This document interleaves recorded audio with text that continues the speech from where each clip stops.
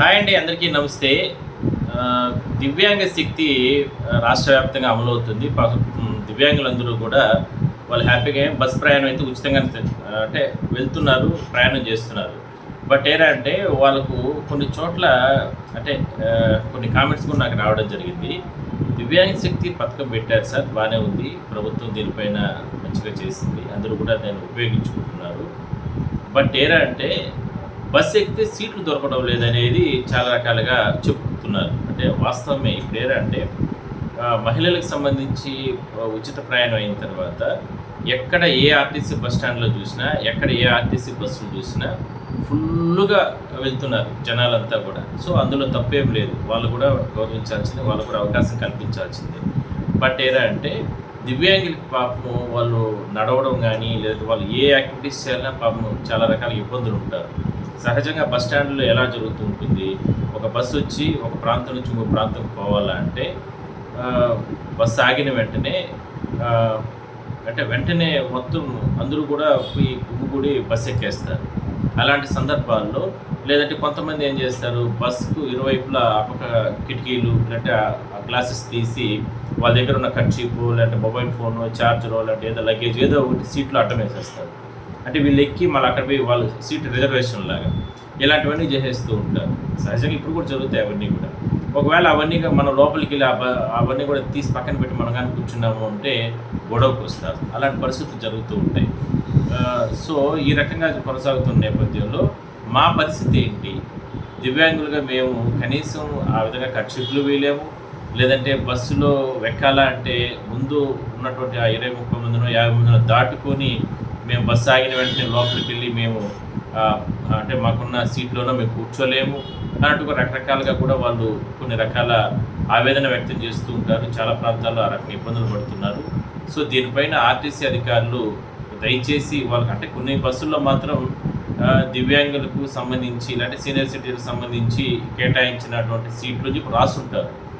కానీ అది రాత వరకే ఉంటుంది అంతే తప్ప ఆచరణలో అక్కడెక్కడ బస్సులో కనపడట్లేదు. ఎందుకంటే అంటే ఎవరో ఒకరిని అక్కడ కూర్చునేస్తారు. కూర్చునేసిన తర్వాత వాళ్ళ దగ్గర టికెట్ కలెక్ట్ చేస్తారు, మేము టికెట్ కొనుక్కొని మేము కూర్చున్నాము అనేది వాళ్ళు కూడా రుబాబుగా మాట్లాడతారు. సో ఇదంతా కూడా పాపము పేదలకి, ముఖ్యంగా దివ్యాంగులకి చాలా ఇబ్బంది. అదేవిధంగా వయసు పైబడిన వాళ్ళు కూడా ఇబ్బందే. ప్లస్ ఇలాంటి వారికి సహృదయంతో ప్రయాణికులు వాళ్ళ హక్కుని చేర్చుకోవాలి. బట్ అలా చాలా ప్రాంతాల్లో జరగట్లేదు.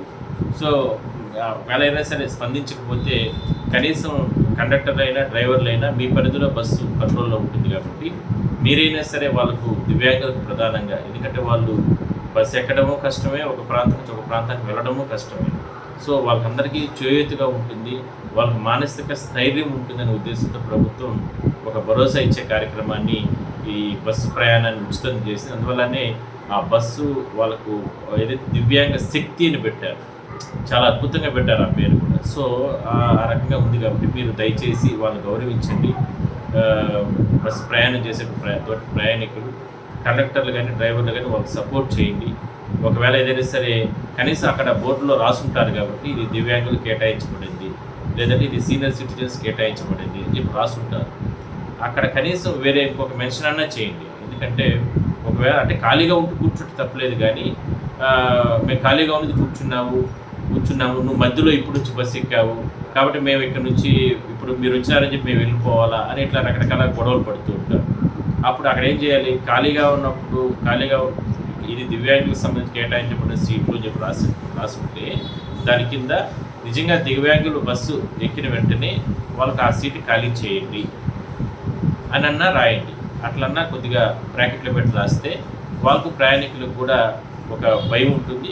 ఎక్కడ కూడా వాళ్ళు ఎవరైనా దివ్యాంగులు కానీ వయసు పైబడిన వాళ్ళు, వృద్ధాప్యంలో వచ్చిన వాళ్ళందరినీ కూడా గౌరవించాల్సిందే. అలాంటి వారికి కనీసం 1-2 సీట్లు బస్సుల్లో కానీ ఏర్పాటు చేస్తే ఆ పథకం పెట్టిన దానికి ఒక సార్థకత ఉంటుంది. ఆ పథకం పెట్టిన దానికి, అమలు చేస్తున్న దానికి ప్రభుత్వానికి ఒక మంచి పేరు ఉంటుంది అనేది అభిప్రాయం మాత్రం చాలామంది దివ్యాంగులు చెప్తున్నారు. సార్ అంటే నేను చాలామంది మాట్లాడాను, బట్ నాకు కూడా కొంతమంది పర్సనల్గా మెసేజ్ పెట్టారు. ఇట్లా సార్ మేము కొన్ని అంటే ప్రయాణం అయితే మేము మంచిగా ఉంది బస్సు ప్రయాణం మాత్రం, బట్ మేము నిలబడుకొని లేదంటే కూర్చోలేక లేదంటే ఆ బస్సులో ఫ్లోర్ పైన కూర్చొని ఇట్లా చాలా రకాలుగా ఇబ్బందులు పడుతున్నాం. అలా వెళ్తున్న సందర్భంలో మాకు అంటే మామూలుగా మనకు అన్నీ కరెక్ట్గా ఉన్న వ్యక్తులైతే బస్సులో బై హ్యాండ్ పైన పట్టుకొని గానో లేదంటే సీట్లు పట్టుకొని నిలబడుకుంటాం. బట్ వాళ్ళు ఆ పరిస్థితి ఉండదు. అందువల్ల దయ ఉంచి అలాంటి వారి పైన మనసు పెడితే ప్రయాణికులు కావచ్చు, లేదంటే బస్సులో ఎక్కిన తర్వాత అక్కడ ఆర్టీసీ డ్రైవర్లైనా కండక్టర్లైనా వాళ్ళ బాధ్యత తీసుకుని ఇలాంటివన్నీ చేస్తే బాగుంటుంది. చూద్దాం.